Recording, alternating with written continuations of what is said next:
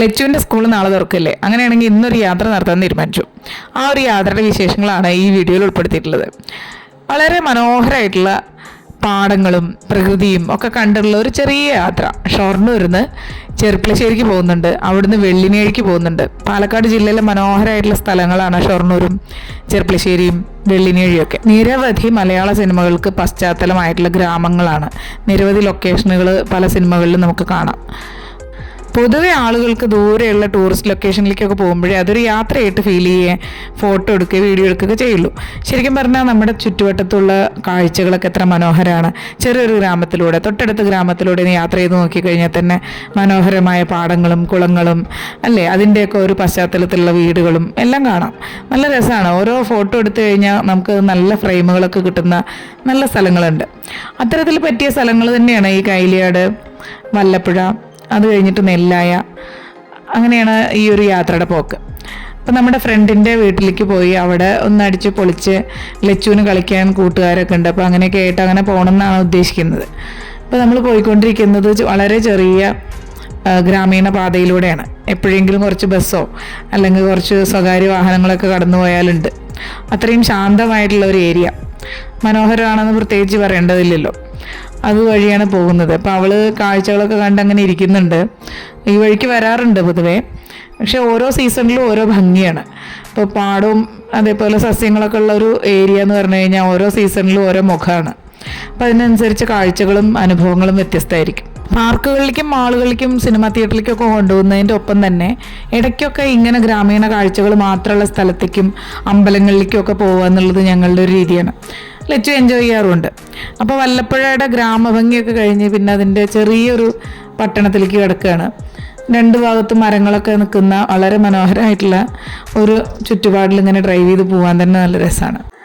പ്രത്യേകിച്ച് പ്രത്യേകതകളൊന്നും പറയാനില്ലാത്ത ഒരു കൊച്ചു സ്ഥലം, പക്ഷേ നമ്മുടെയൊക്കെ ചുറ്റും കാണുന്ന കാഴ്ചകൾ തന്നെയാണ്. ഇപ്പോൾ കാഴ്ചയൊക്കെ നോക്കിയിരിക്കുമ്പോൾ അവിടെ എത്താറായി എന്നുള്ള ഒരു എക്സൈറ്റ്മെൻറ്റിലാണ് ലച്ചു. എന്ന് പറഞ്ഞാൽ അവിടെ ഉള്ള ഏട്ടന്മാരുണ്ട്, അപ്പോൾ അവരുടെ കൂടെ കളിക്കാം. സാധാരണ ഇപ്പോഴത്തെ കുട്ടികൾ നേരിടുന്ന പ്രധാന ഒരു പ്രശ്നം എന്ന് പറഞ്ഞാൽ കളിക്കാൻ ഒത്തിരി പേരൊന്നും നമുക്കില്ല. സ്കൂളിൽ പോകണം അല്ലെങ്കിൽ പാർക്കിൽ പോകണം. തൊട്ടടുത്ത വീടുകളിലൊക്കെ കുട്ടികൾ കുറവല്ലേ പൊതുവെ. ഉണ്ടെങ്കിലും എല്ലാവരും എപ്പോഴും പുറത്ത് പോകുന്നില്ല, പുറത്തേക്ക് വിടുന്നില്ല, അലോ ചെയ്യുന്നില്ല. പല പല വേണ്ട, അരുത് തുടങ്ങിയ വാക്കുകൾ ഞാനും പറയാറുണ്ട്. കാരണം അത്ര സുരക്ഷിതമല്ലല്ലോ.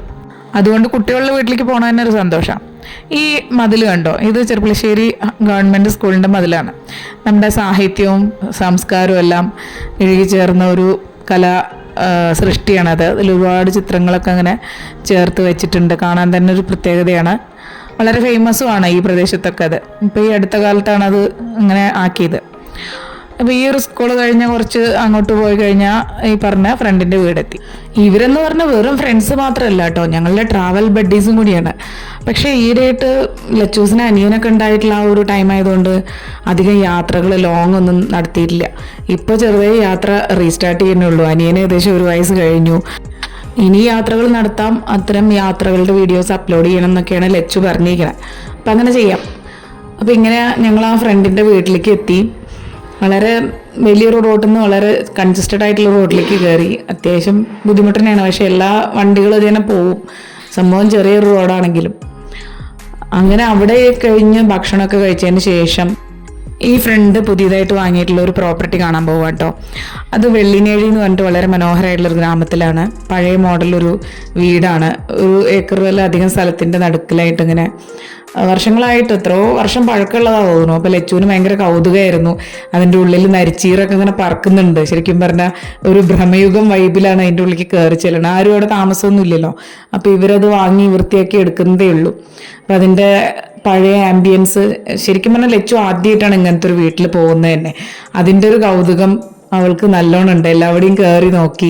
പക്ഷെ വളരെ കൺജസ്റ്റഡ് ആയിട്ട് ഇപ്പോൾ ഉള്ളവർക്ക് തോന്നും, കാരണം റൂമൊക്കെ വളരെ ചെറുതല്ലേ. അതേപോലെ മരത്തിൻ്റെ അഴികളും. ഏതായാലും ഇത് ലച്ചുവിന് നല്ലൊരു എക്സ്പീരിയൻസും ഒരു പുതിയ ലോകത്ത് എത്തിപ്പെട്ട പോലത്തെ ഒരു ഫീലുമായിരുന്നു. വീഡിയോ ഇഷ്ടപ്പെട്ട് കഴിഞ്ഞാൽ സബ്സ്ക്രൈബ് ചെയ്യാൻ മറക്കരുതേ.